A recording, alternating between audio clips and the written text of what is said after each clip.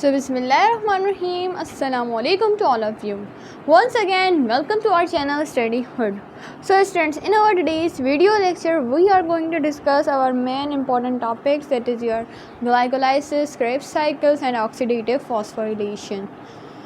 First of all, let's discuss about the glycolysis. Glycolysis. Now let's break down this word. Glyco means glucose, lysis means breakdown, as we know that. सो यहाँ पर मतलब कुछ ऐसा हो रहा होगा, या तो ग्लूकोज की क्या हो रही है हमारे पास ब्रेकडाउन, ये हमारा सबसे पहला स्टेप है। अब ये ग्लाइकोलाइसिस का प्रोसेस होता क्यों है ये हमें देता है। अच्छा, सबसे पहले हमने देख लिया कि भाई ये है क्या, ये एक ऐसा प्रोसेस है जिसके अंदर ग्लूकोज की ब्रेकडाउन हो रही है। अब इसके अंदर ग्लूकोज की ब्रेकडाउन होती क्यों है? एनर्जी के लिए। जैसे ही ग्लूकोज ब्रेक होगा तो वो हमें क्या देगा? अल्टीमेटली एनर्जी देगा, हमें पता है, ठीक है। अब मिल गई हमें एनर्जी। अब वो एनर्जी किस तरह से देगा वो डिस्कस करते हैं बाद में, लेकिन सबसे पहले कि इसकी लोकेशन कहाँ होती है। प्रोसेस अगर होता है तो ये कहाँ होता है? ये होता है हमारे सेल के अंदर स्पेशली साइटोसोल में। अब इसका ट्रिगर कौन है? इसको स्टार्ट कौन करता है? तो याद रखिएगा, इसको स्टार्ट करता है ग्लूकोज। जब भी ग्लूकोज जो है वो आएगा तब वहाँ पर ग्लाइकोलाइसिस जो है वो ऑटोमेटिकली स्टार्ट हो जाती है। अब आपको पता है कि ग्लाइकोलाइसिस के लिए जो ग्लूकोज चाहिए वो किस तरह से आएगा। Like suppose this is your cell membrane. यहाँ पर हमें पता है कि ये जो है वो ग्लूकोज चैनल्स को पार नहीं कर सकता ईजीली, तो यहाँ पर जो है वो कुछ मेम्ब्रेन को ये ईजिली क्रॉस नहीं कर सकता। तो यहाँ पर हमारे पास कुछ जो है वो अवेलेबल हैं चैनल्स, और ये जो है इसे हम कहते हैं ग्लट। अब इससे क्या होगा कि यहाँ से बेसिकली ग्लूकोज का मॉलिक्यूल अंदर आएगा, और वो आपको पता है यहाँ पर आकर रिसेप्टर जो है वो बाइंड करता है, और इस रिसेप्टर की बाइंडिंग की वजह से यहाँ पर जो है ग्लूकोज का मॉलिक्यूल अंदर आ सकता है। अब आपको ये भी पता है कि वो रिसेप्टर यहाँ पर है कौन? हमारा इंसुलिन। अब आया ग्लूकोज, ठीक है जी, ग्लूकोज अंदर आ चुका है अब हमारे पास। अब यहाँ पर क्या होगा? सबसे पहले अब इस प्रोसेस को स्टार्ट करते हैं। हमने क्या डिस्कस किया अभी तक कि ये साइटोसोल के अंदर हो रहा है। ये जो है इसका ट्रिगर कौन है? ग्लूकोज मॉलिक्यूल इसके अंदर होगा क्या? ग्लूकोज की ब्रेकडाउन, और ब्रेकडाउन के नतीजे में हमें क्या मिलेगी भाई? एनर्जी। अब आते हैं ग्लाइकोलाइसिस के प्रोसेस की तरफ। इसके अंदर होगा क्या? इसके अंदर बेसिकली जो सबसे पहला हमारा ग्लूकोज है ये क्या करेगा? ये कंबाइन करेगा विथ एटीपी। एटीपी के साथ कंबाइन होकर जो है ये उसका, आपको पता है ना, एटीपी जब भी एनर्जी रिलीज़ करती है या एनर्जी डोनेट करती है तो किस तरह से कर सकती है कि वो अपना फॉस्फेट ग्रुप जो है वो उसे डोनेट कर देती है। तो यहाँ पर अब ये बन जाएगा क्या? आपके पास ग्लूकोज 6 फॉस्फेट। ग्लूकोज 6 फॉस्फेट बन गया। अब यहाँ पर होगी इसकी आइसोमराइजेशन, जिसकी वजह से ये ग्लूकोज 6 फॉस्फेट जो है वो अब फ्रक्टोज 6 फॉस्फेट के अंदर चेंज होगा। याद रखिएगा, ये कोई भी यहाँ पर ऐसा प्रोसेस नहीं है जो विदाउट एनर्जी हो रहा हो। यहाँ पे अगर एनर्जी इन्वॉल्व नहीं है तो यहाँ पर एंजाइम इन्वॉल्व है, ठीक है जी। अब ये फ्रक्टोज 6 फॉस्फेट यहाँ पर एक और एटीपी का मॉलिक्यूल जो है वो यूटिलाइज करेगा, and as a result it will produce fructose 1,6 bis phosphate. अब हम इसको नाम देंगे बिस। क्यों? बिस is representing here the 2, so that means कि 2 फॉस्फेट ग्रुप हैं, एक 1 पोजीशन पर, एक 6 पोजीशन पर। यहाँ तक ठीक है, हमें समझ में आ गया। अब यहाँ से क्या होगा कि यहाँ पर जो है वो यहाँ तक जो हमारे पास कंपाउंड था वो 6 कार्बन कंपाउंड था, याद रखिएगा। अब ये जो है वो 3 कार्बन कंपाउंड के अंदर टूट जाएगा। एक dihydroxyacetone phosphate, और एक आ गया आपके पास ग्लाइसरल डिहाइड 3 फॉस्फेट, यहाँ हम जिसे G3P भी कहते हैं और इसे DHAP भी कहते हैं। अब यहाँ पर क्या होगा कि ये जो DHA आपको पता है ये 3 कार्बन कंपाउंड है सबसे पहली बात, और इसके अंदर दोनों 3 कार्बन कंपाउंड है। जस्ट डिफरेंस इतना है कि इसके अंदर हमारे पास जो है वो कीटोन ग्रुप प्रेजेंट होता है, ये कीटोनिक शुगर है, and the glyceraldehyde 3 phosphate is aldo sugar. ये रही हमारे पास कीटो शुगर व एल्डो शुगर। अब ये दोनों जो है वो अब कन्वर्ट होना स्टार्ट होंगी। अब ये जो है वो कन्वर्ट होगा किसके अंदर, 1,3 बिस फॉस्फेट के अंदर। तो एज अब ठीक है, अब यहाँ पर सेम यहाँ पर भी यही होगा कि ये 1,3 बिस फॉस्फेट के अंदर ये जो है वो ट्रांसफ़र हो जाएगा कौन, अब आपका जो डाईहाइड्रोक्सी एसीटोन फॉस्फेट था और ग्लाइसरल्डिहाइड 3 फॉस्फेट था, ये दोनों के दोनों जो है वो बिस फॉस्फेट, याद रखिएगा बिस फॉस्फेट, आगे बिस फॉस्फेट ग्लाइसरेट, ठीक है जी। सेम यहाँ पर फॉस्फो ग्लाइसरेट एंड लेटर देन यहाँ पर जो है वो जैसे एनर्जी कंज्यूम हो रही थी, अब ये एनर्जी को रिलीज़ करेगा। अब ये जो ADP मॉलिक्यूल है it will convert into the ATP। Same is the case with this, यहाँ पर ये ADP मॉलिक्यूल जो है वो ATP के अंदर कन्वर्ट होगा। अब ये क्या होगा यहाँ पर, अब ये जो है इसको हम यहाँ पर ट्रांसफ़र कर देते हैं। अब यहाँ पर क्या हुआ कि सबसे पहले 1,3, अच्छा दोनों साइड पर एक ही प्रोसेस चलना है तो हम यहाँ पर एक ही प्रोसेस की डायग्राम जो है वो ड्रॉ कर लेते हैं।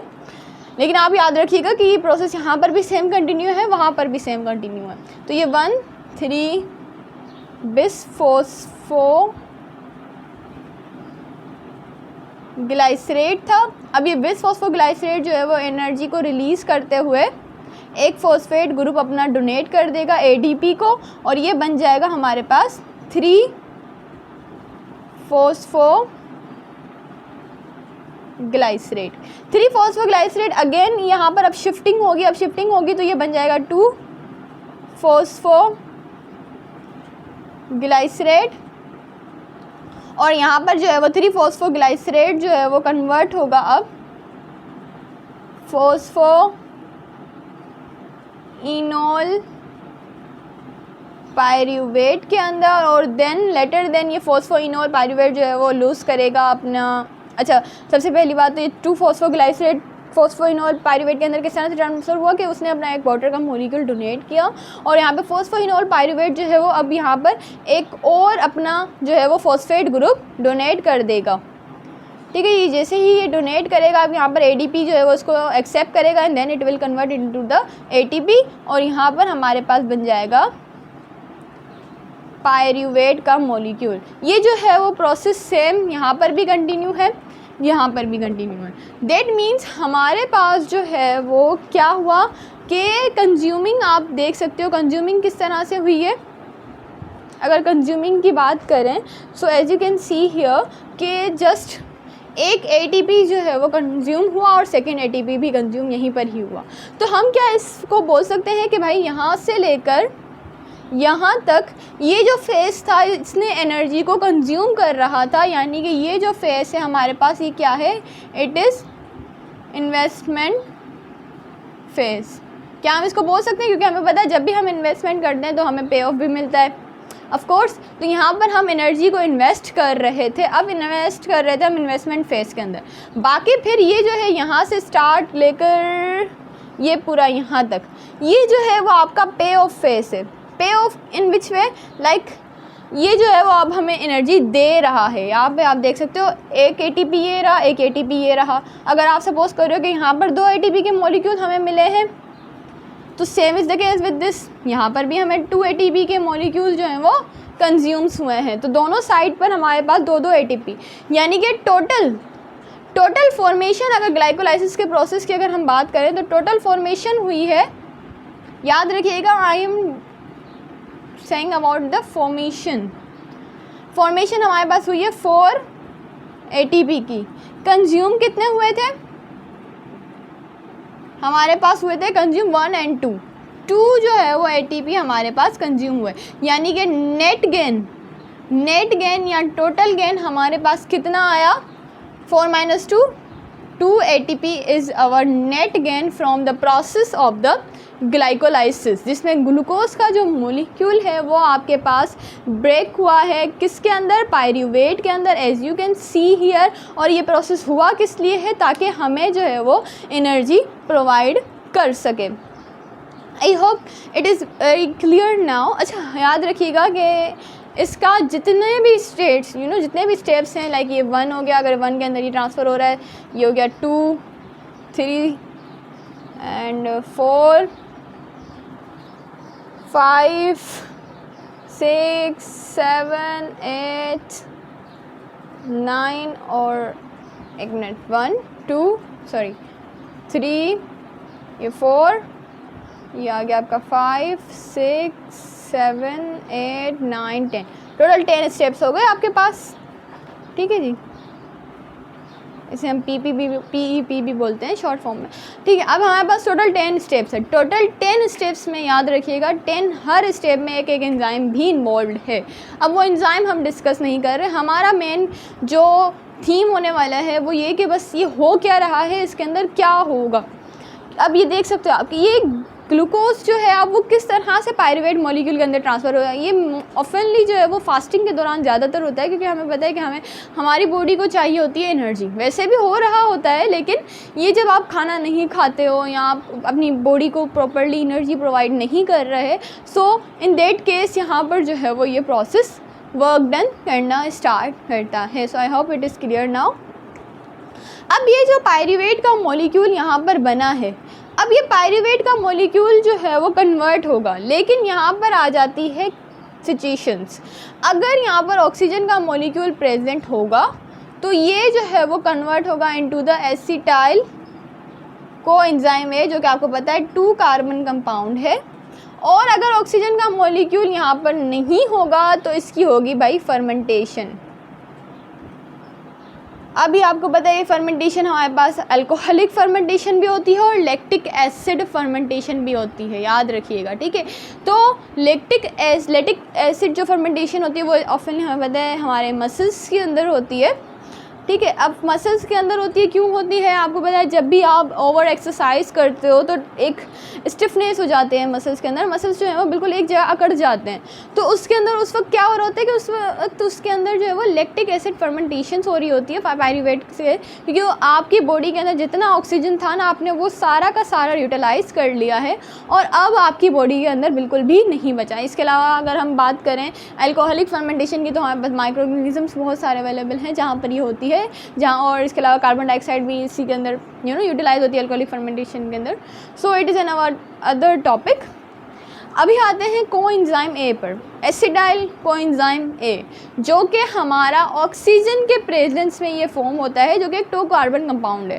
अब ये जो एसिडाइल कोएंजाइम A है ये कन्वर्ट होगा, ये जाएगा किसकी तरफ, ये जाएगा साइकिल की तरफ। कौन सी साइकिल, हमारे पास क्रेब्स साइकिल, या जिसे हम क्या कहते हैं citric acid cycle.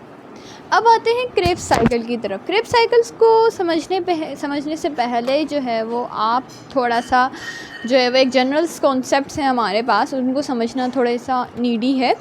First of all कि जब भी डी कार्बोक्सिलेशन होगी, याद रखिएगा डी कार्बोक्सिलेशन होगी, तो वहाँ पर जो है वो उसको डी कार्बोक्सिलेशन को कौन परफॉर्म करवाता है, हमारे पास विटामिन बी। और अगर जो है वो NAD की कन्वर्जन हो रही है तो वो कौन करवाएगा, विटामिन B3 इन्वॉल्व होगा। अच्छा, एक और कॉन्सेप्ट, एक और वो क्या कि डी कार्बोक्सिलेशन जब भी होगी जी, डी कार्बोक्सिलेशन जब भी होगी हमारे पास एक कार्बन डाइऑक्साइड लिबरेट होगा और यहाँ पर जो है वो हाइड्रोजन जो है वो भी यहाँ पर लिबरेट होगा। अब हाइड्रोजन यहाँ पर लिबरेट होगा तो कौन एक्सेप्ट करेगा इसे, या तो NAD इसको एक्सेप्ट करने के लिए भागा हुआ आएगा, या तो फिर FAD, है ना। लेकिन मोस्टली कार्बोक्सिलेशन के प्रोसेस में हम देखते हैं कि यहाँ पर आता है इस हाइड्रोजन को एक्सेप्ट करने हमारा NAD। अब स्टार्ट करते हैं क्रेब्स साइकिल से। क्रेब्स साइकिल का सबसे पहला जो मटेरियल है, जो कंपाउंड है, वो तो है आपका एक तो एसिटाइल कोएंजाइम A, लेकिन वो किसके साथ कंबाइन होगा, वो होता है कंबाइन आपके पास ऑक्जेलो एसीटेट के साथ। ऑक्जेलो एसीटेट के साथ कंबाइन होकर ये फॉर्मेशन करता है सिट्रेट की। अब याद रखिएगा यहाँ पर भी एंजाइम्स इन्वॉल्व हैं, तो एंजाइम्स इन्वॉल्व हैं। अब एंजाइम्स का हम नेम किसके अकॉर्डिंग देते हैं, प्रोडक्ट के अकॉर्डिंग। तो जो इसको सिट्रेट के अंदर कन्वर्ट कर रहा है उसे हम क्या कहेंगे, सिट्रेट सिंथेस। अब ये सिट्रेट जो कंपाउंड है, अब ये कन्वर्ट होगा किसके अंदर, आइसो सिट्रेट के अंदर। अब आइसोसिट्रेट से जब ये कन्वर्जन स्टार्ट होगी तो यहाँ पर होगी भाई डी कार्बोजाइलेशन का प्रोसेस होगा। और डी कार्बोक्सिलेशन अभी हमने डिस्कस किया क्या होता है कि एक तो यहाँ पर कार्बन डाइऑक्साइड का मॉलिक्यूल जो है वो लिबरेट आउट हुआ है, और दूसरा क्या कि यहाँ पर जो है वो NAD ने किसको रिसीव किया है, हाइड्रोजन के मॉलिक्यूल को रिसीव किया है। एज अ रिज़ल्ट इसने बनाया है NADH का मॉलिक्यूल, एक न्यू मॉलिक्यूल, ठीक है। आइसोसिट्रेट से अब ये डीकार्बोक्सिलेशन के बाद ये आइसोसिट्रेट से बनाएगा अल्फा कीटो ग्लूटरेट, ठीक है जी। अब अल्फा कीटो याद रखिएगा, ये जो बना है अल्फा कीटो ग्लूटरेट, ये जो है वो डी कार्बोजाइलेशन से बना है जब आइसोसिट्रेट ट्रांसफ़र हो रहा था अल्फा। अच्छा, यहाँ पर जो एंजाइम्स इन्वॉल्व होगा, एंजाइम कौन सा इन्वॉल्व होगा, हमने जो कंपाउंड लिया है लाइक आइसोसिट्रेट लिया है, तो आइसोसिट्रेट और डी कार्बोक्सिलेशन हो रही है तो आइसोसिट्रेट डी हाइड्रोजिनेस, क्योंकि यहाँ पर जो एंजाइम इन्वॉल्व होगा वो क्या कर रहा है, उसके डिहाइड्रोजिनेज एंजाइम है, वो यहाँ पे डीकार्बोजाइलेशन को परफॉर्म करवा रहा है और डिहाइड्रोजन हाइड्रोजन भी यहाँ से रिमूव करवा रहा है वो। अब मेनली हमने यहाँ पर एक और एंजाइम यहाँ पर डिस्कस किया, वो क्या है, डिहाइड्रोजिनेस। इसका फंक्शन क्या होगा इस एंजाइम का फंक्शन यही है कि एक कार्बन डाइऑक्साइड के मॉलिक्यूल को ये रिलीज़ करवाता है एक हाइड्रोजन के मॉलिक्यूल को, नाम से ही वो अपने बता रहा है। तो ये एंजाइम जो है वो याद रखिएगा वो कौन सा है, डिहाइड्रोजिनेस। अब ये करवाएगा क्या कि ये इसको ट्रांसफ़र करवा रहा है, किसको, NAD को NADH के अंदर ट्रांसफ़र करवाया। क्यों करवाया, किस वजह से करवाया, क्योंकि उसने एक हाइड्रोजन का मॉलिक्यूल जो है ना वो डोनेट करवाया था और जिसको एक्सेप्ट किया किसने, NAD ने कैप्चर किया उसे, ठीक है। अब यहाँ पर बन गया हमारे पास क्या, अल्फा कीटो ग्लूटरेट। अब अल्फा कीटो ग्लूटरेट जो है वो फिर later then it will transfer into, अच्छा सबसे पहली बात यहाँ पर एंजाइम कौन सा इन्वॉल्व था, डिहाइड्रोजिनेस। कौन सा डिहाइड्रोजिनेस, आइसोसिट्रेट डिहाइड्रोजिनेस, ठीक है। अब अल्फा कीटो ग्लूटरेट से अब क्या बनाएगा हमारे पास, फिनल कोएंजाइम A की, लेकिन यहाँ पर अगेन जो है वो एंजाइम इन्वॉल्व है हमारा अल्फा कीटो ग्लूटरेट डिहाइड्रोजिनेस। अब डिहाइड्रोजिनेस आ गया, दैट मीन्स यहाँ पर जो है वो एक तो हमारी कार्बन डाइऑक्साइड की लिबरेशन हो रही है, एक NAD जो है वो कन्वर्ट हो रहा है NADH के अंदर, ठीक है। अब ये जो सक्सिनाइल कोएंजाइम A आपके पास बना है, अब ये जो है वो कन्वर्ट होगा सक्सिनेट के अंदर, और सक्सिनेट के अंदर जब भी कन्वर्ट हो रहा होता है तो यहाँ पर जो है वो एक GTP का मॉलिक्यूल बनता है, ठीक है। अभी GTP लेटर देन कन्वर्ट हो जाता है ATP के अंदर, तो हम ओवरऑल बोल सकते हैं कि एक ATP का मॉलिक्यूल भी यहाँ पर बना।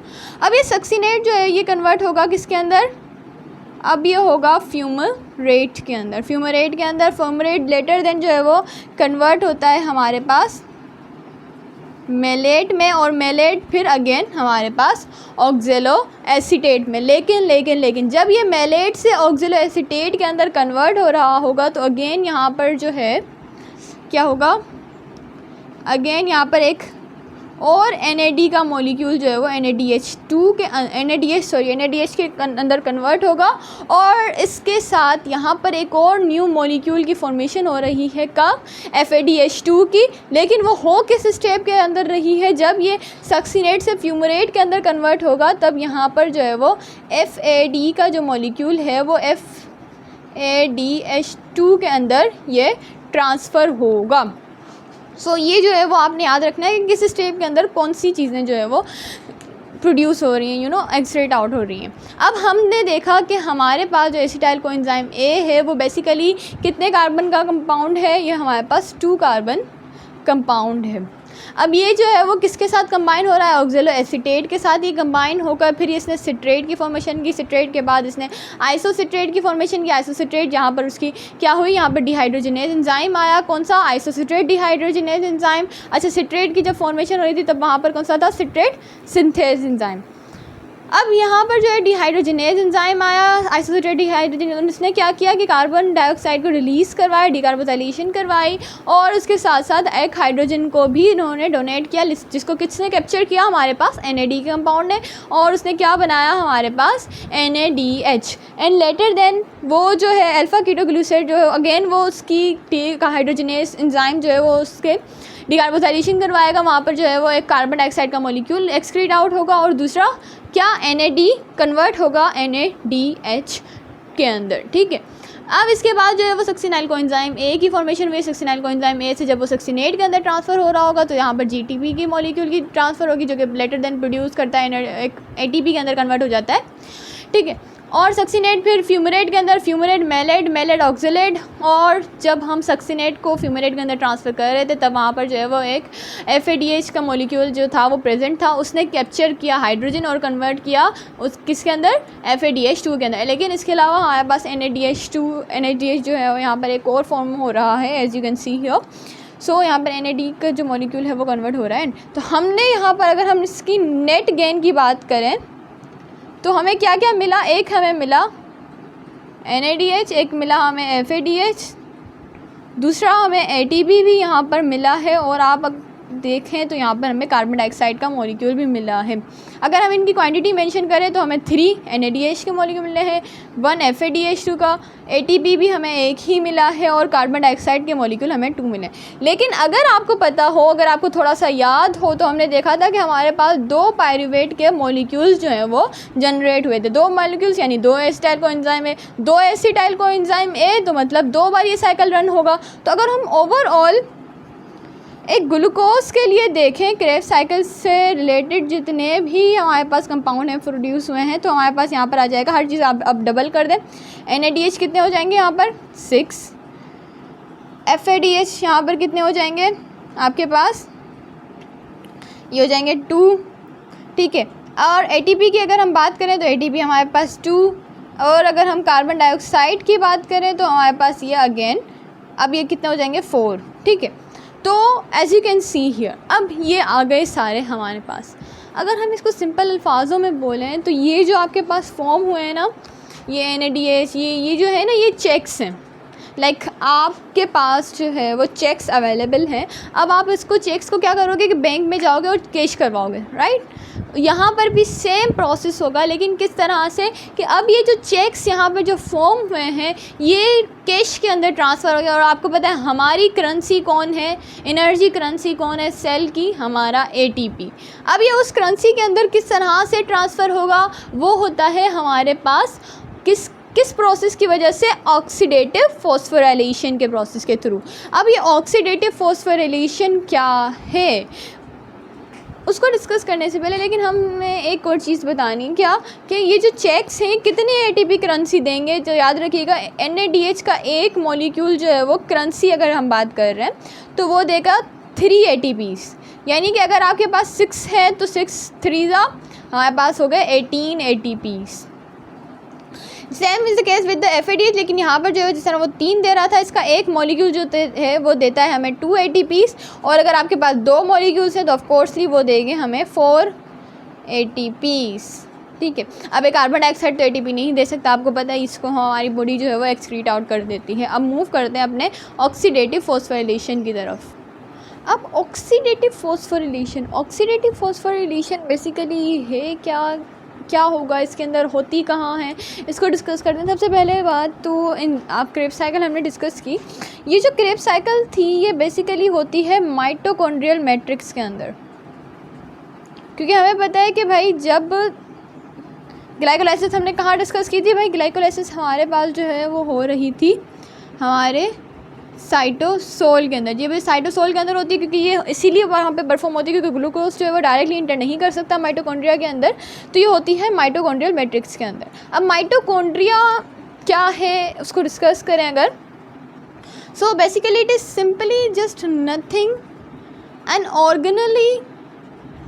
Of the cell which contain its own DNA. अब इसका ओन डीएनए क्यों है, समटाइम्स ये माना जाता है कि कुछ एरास पहले इस माइटोकॉन्ड्रिया जो है वो एक बैक्टीरिया था जिसने जो है वो एक सिम्बायोटिक रिलेशनशिप बनाया था किसी यूकैरियोटिक ऑर्गेनेली के साथ, यूकैरियोटिक सेल के साथ। तो इसीलिए जो है वो अब ये अभी तक प्रेजेंट है और इसीलिए यहाँ पर इसके पास जो है वो अपना खुद का डीएनए मौजूद है।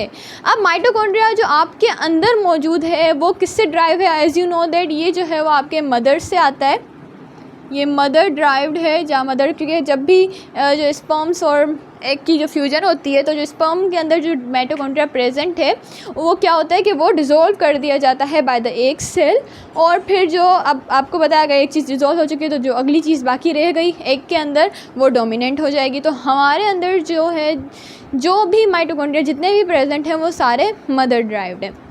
अब ये जो है वो प्रोसेस ग्लाइकोलाइसिस का हुआ साइटोसोल के अंदर। अब ये आया माइटोकॉन्ड्रिया के अंदर। माइटोकॉन्ड्रिया एक और चीज़ की इसके पास जो है वो हमें पता है इसकी जो मेम्ब्रेन है वहाँ पे पोर्स मौजूद है जिसे हम क्या कहते हैं, पोरेंस। अब ये पोरेंस से एंटर होगा, ये जो है वो आपको पता है ये है मैट्रिक्स, माइटोकॉन्ड्रियल मैट्रिक्स, और ये जो है वो हम कहते हैं क्रिस्टे। ये जो इनर मेम्ब्रेन होती है उसे हम आपको पता है हम क्या कहते हैं, क्रिस्टी।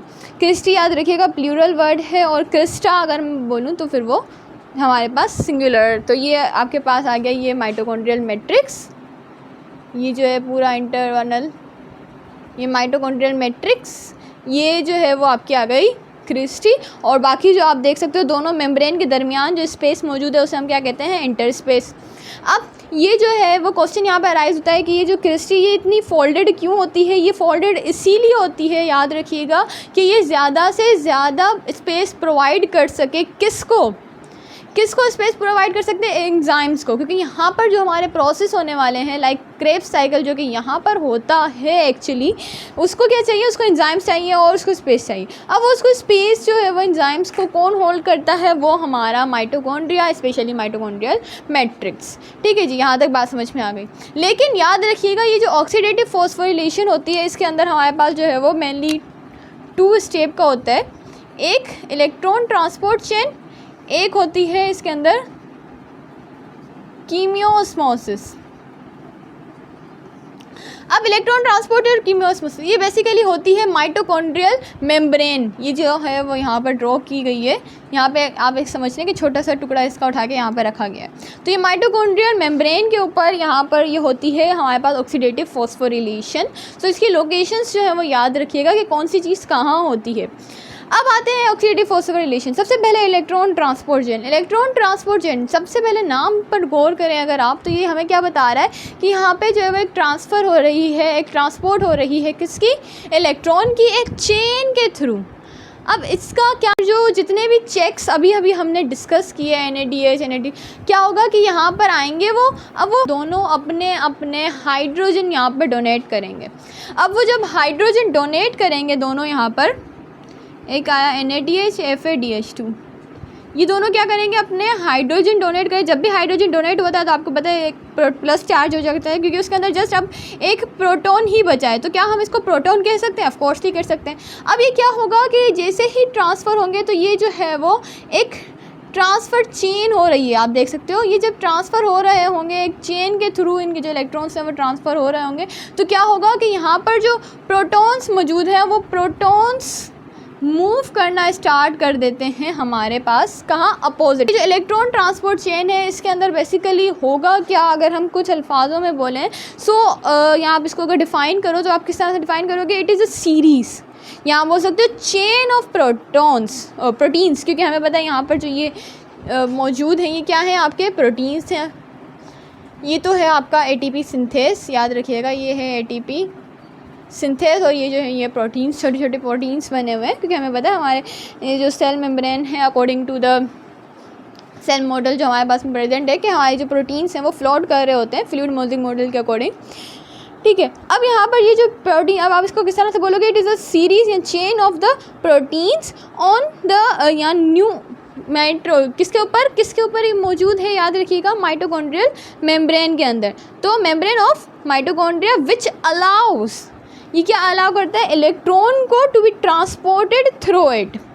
ये क्या करता है, ये बेसिकली अलाउ करता है इलेक्ट्रॉन को, कहाँ से आ रहे हैं वो इलेक्ट्रॉन, आपके NADA और FADH2। तो ये अलाउ करता है इलेक्ट्रॉन को ट्रांसफ़र करने के लिए किसकी थ्रू, एक सीरीज़ ऑफ प्रोटीन्स के थ्रू अक्रॉस द, यहाँ बोल सकते हो डाउन टू द लेडर। ये देख सकते हैं अभी कुछ लेडर टाइप बना हुआ है, तो ये यहाँ से मूव करता हुआ जा रहा है नीचे की तरफ। तो इलेक्ट्रॉन ट्रांसपोर्ट चेन क्या है हमारे पास, सबसे पहली बात तो ये सीरीज़ है, यहाँ आप इसको चेन बोलें, ऑफ प्रोटीन प्रेजेंट, कहाँ प्रेजेंट है, ऑन माइटोकॉन्ड्रियल मेम्ब्रेन के ऊपर। अब ये यहाँ पर कर क्या रही है, इट अलाउइंग द, ये किसको अलाउ कर रही है, allow the electron to be transported.